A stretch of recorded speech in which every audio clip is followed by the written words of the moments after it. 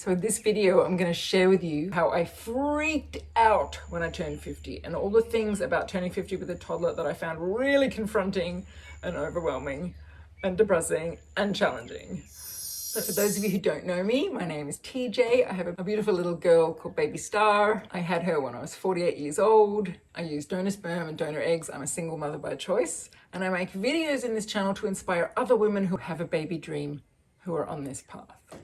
So in part one of this video, I shared with you some of the amazing benefits and advantages to being age 50 with a toddler. That might sound like a totally insane sentence because who has a toddler at age 50? But there are actually some things that are really good about it. So if you haven't seen that video, you can see it here. So when I turned 40, it was completely fine. Like it was just a big party, it was great.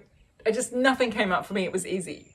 But when I turned 50, it was actually really, really confronting. I did not find it easy. Everyone kept saying, wow, you're 50, it's so amazing, you look so young, you've got a baby, it's so exciting. And I was just like freaking out. And every time I tried to tell someone I'm freaking out, they'd go, oh, don't be silly, it's fine, 50 is the new 30 and all that. And initially, I didn't feel that. By the time I had worked through all my feelings, I really felt like that. And I actually ended up throwing a party called hashtag 50 is the new 30 because I really felt like that. But in the days leading up to my actual birthday, I really was freaked out. And I'm sure many people are freaked out when they turn 50 because it's just a huge milestone we all have in our head of being half century old. But it's particularly confronting when you have a toddler at age 50. And I think the main reason why it was so confronting for me was because in my childhood, my father's 50th birthday was a really, really big event. Like it looms large in my memory. We put months of work into preparing for it. My sister and I wrote an amazing, very funny speech for it. I sang a song. And I remember being like basically a grown adult at that party. Like I was able to write a funny speech about my father because I was 21. I had known the man for 2 decades. And it was just so confronting for me knowing that I was going to be throwing a big party for my birthday and my child's only 17 months old. And it just didn't correlate in my brain. When I had always thought about being 50, I'd imagined having grown kids and a husband and being very settled in my life and just being basically like my dad was at that age. It's just not what has eventuated. So it was definitely my brain was kind of going, this does not compute, because the life I'm living is so different to the life I thought I'd be living at 50. You know, here I am running around after a toddler, I'm at playgroups, I'm at mum's groups, I'm looking into daycare centers. Like it's just, my life is so different than what I thought it would be. So that was the first thing that was really hard about it. So one obvious downside of turning 50 with a toddler is that you can't throw a massive party on a yacht like you might have always wanted to because you've got a toddler. So you're probably going to have like an afternoon gathering with mums and bubs. It's a small price to pay. But for some people that might be a bit of a downer that you can't have the big massive party you always wanted. Such is life. In my head, I always thought 50 was old. Like when I was younger, I was thinking about 50. When I'm 50, I'll be old or I'll be middle-aged. But I don't feel that within myself. And I don't see that when I look in the mirror. I don't see an old person. I don't feel old. I have lots of energy. I'm at a very early stage in a lot of my life cycles. Like I'm in the beginning of my career in some ways. I've got a young baby. So it doesn't match what I thought 50 was going to be and what I thought 50 signified. And I really found that to be a total bit of a mind. I would really appreciate it if you could hit the like button and subscribe to this channel because that will let the YouTube algorithm know that women like you are enjoying this video and then they're going to show it to more women like you. And the reason I made this video is because when I was going through this process wanting to become pregnant at a later age, I could not find any videos about it. So I really hope YouTube shows this video to other women who are on this path, and by you pressing like and subscribing to the channel, that will really help that to happen.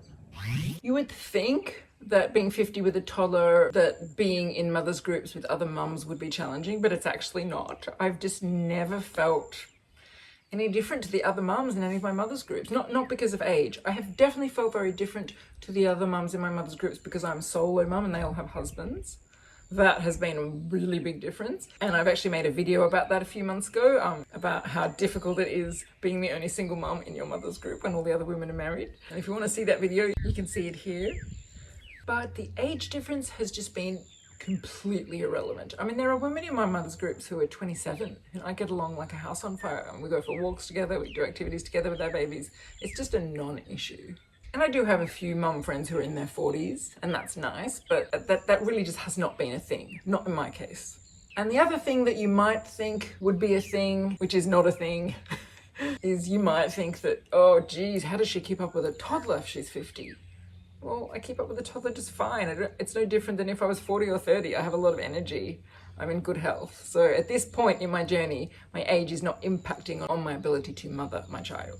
We have great fun. She jumps on me, I lift her up in the air, we cuddle, we run around, we chase balls. It's completely fine. So that hasn't been a challenge. Definitely, I would say one of the hardest things about being 50 with a toddler, as opposed to just being 50 generally, is the thought that when she's 21 and writing speeches for me, that'll be for my 70th birthday. When she's 15 years old, I'll be in my mid-60s. When she's 25 years old, I'll be in my mid-70s. Like, those things do weigh heavily on my mind. I do feel very healthy, or my doctors have told me I'm very healthy. And I also do a practice called the Feldenkrais method pretty much every day, which keeps my body very free and flexible. So I'm likely not to develop those kind of stiff body habits that tends to happen with people as they age. But as much as you can look after your health, there are always things that happen out of left field.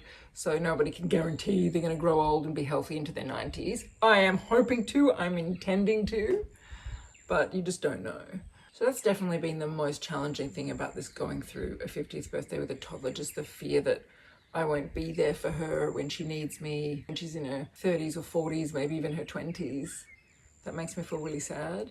I'm making lots of other videos talking about the contingencies that I'm putting in place for that, and the things that I'm teaching her, and the people I'm building into her life, so she'll always have a community and a support system, and she'll always be looked after financially, and she'll have a guardian, and all those kinds of things in case I'm not here. But of course I am planning to be here. But even if I'm here till I'm 100, I'm still always going to be a lot older than her. So hopefully if I live to 100, I'll be a healthy 100. That's definitely the hardest thing about turning 50 with a toddler. Just knowing that the age gap is always going to continue. And that age gap is going to be more and more significant as the years go on. At the moment, I'm a very young 50. I have a lot of energy. I look young. I feel young. So this doesn't really impact on my situation now. But in 20 years, it will. In 30 years, it really will. In 40 years, if I'm here, it really, really will. So I just wanted to take a minute to tell you about something really exciting that I hope will help you on your journey to becoming a mum. So a few months ago, I started an online community. It's a private community, and it's filled with women who are on an unusual path to becoming mothers. Maybe they're older women, or maybe they're single women. And in that community, we all ask questions, we connect with each other, we share things with each other, we cheer each other on, we support each other. It's really, really beautiful. I also share stuff from my life, behind the scenes videos, and I'm currently offering some mentoring groups and some coaching groups to really, really support you on your journey. So definitely go and check it out at mybabydream.club. Honestly, the thing that was hardest about turning 50 with a toddler was nothing to do with the toddler. It was to do with the fact that I was single. It hit me really hard that I was still single at 50. Because, you know, those of you who watch my channel know that I'm such an optimist. I'm such a romantic. I just always assumed I'd meet my beautiful partner and we would marry and have a child. That didn't happen, and I made the choice to have a baby by myself. It's the best thing I ever did. I'm absolutely loving it. Solo parenting is so much easier in a lot of ways than doing it with another person. So I've made a million videos about that. But, you know, there's a part of me that thinks maybe one day I'd like to have a partner, maybe when she's older and I have a bit more time. And I've always just kind of assumed that at some point I meet someone and not really thought about it. And so it just wasn't an issue for 17 months. And then I woke up on my 50th birthday just completely depressed. And those of you who've watched my videos know I'm not someone who gets depressed. I'm a very happy-go-lucky, cheerful person, but I felt really depressed. And I sat with it all day. I was like, why am I so upset? Why am I so miserable? And I realized what it was. Towards the end of the day, I had a friend come over who's 40, and she's exactly like I was when I was 40. She was talking about meeting her beloved, and he's gonna show up, and she's visualizing him, and all the stuff I used to say when I was 40 that I 100% believed. And I just had this sudden realization, you know, it didn't happen. I missed that boat. And in my head, the door is closed. And I was telling her that. She said, don't be silly. The door's not closed. You look young. You got lots of energy. You can meet someone when you're 55 or something. I know that intellectually that that's true. But there was something in me that just wasn't believing it. And I really sat with it. And I realized what it was. I realized because I had always told myself, I've got till 50 to find someone.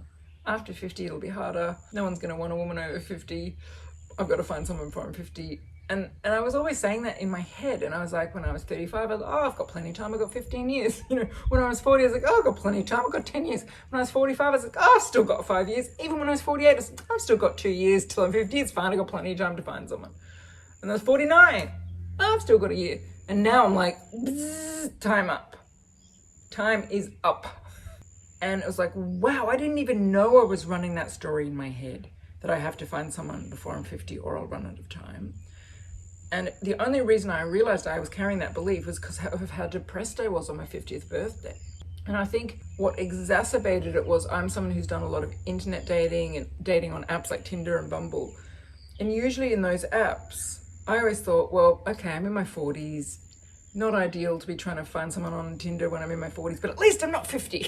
At least I can write 47 or 48. I just had it in my head that men would be searching on like 35 to 48 or 35 to 49, but I just couldn't imagine men searching on 50 plus.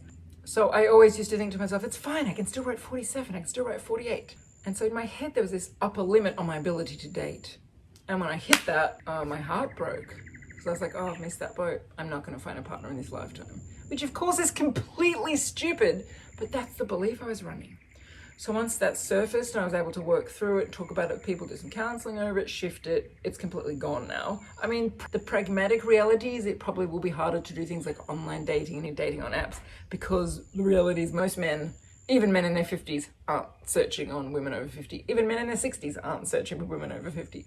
So I'll probably have to stop using apps and online stuff, but I can still meet someone in the real world. There are still lots of amazing, beautiful men who I could connect with who wouldn't care about my age, because they just meet me, they feel my energy, they see how I look, they see how I feel in their presence. And age is just a number when you meet someone in person. Age is only relevant when you're using it to filter people out on an app or on a website. In person, it's irrelevant. So once I had that shift, depression fell away, and I then had a whole lot of other realizations about how amazing it is to be 50 and have a toddler and what the benefits and advantages of that are. And that's what I shared in part 1 of this video, so make sure to watch it. You can see it over here. Okay, everybody, I'm sending you so much love, so much baby dust. I'll see you in the next video.